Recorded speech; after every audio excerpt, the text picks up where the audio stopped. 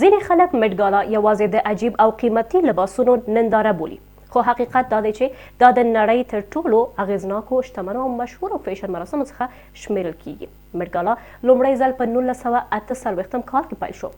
دغه مراسم د امریکا د نیویارک ښار په میټروپولیټن هنر میوزیم کې ترسره کیږي او اصلي هدف یې د فیشن او هنر اړوند نندارتونونو لپاره د بودیجې راټولول دي. هر کال د دې مراسمو لپاره یوه ځانګړې تیم ټاکل کیږي او ګډونوال خپل لباسونه د هماغې موضوع مطابق ډیزاین کوي. همدا علت دی چې په مډ ګالا کې ځینې لباسونه ډیر عجیب، هنري او حتی حیرانوونکي ښکاري. خو آخر ولې هر څوک مډ ګالا ته نشي تللی؟ ځکه دا یوازې د شهرت موضوع نه ده، بلکې د ټیکټ، نفوذ، اړیکو او ځانګړي انتخاب نړۍ ده. راپورونه وایي چې په کال 2026 یعنې سږ کال کې د مډ ګالا د یوې ټیکټ بیه 100,000 امریکایي ډالر ته رسېدلې ده.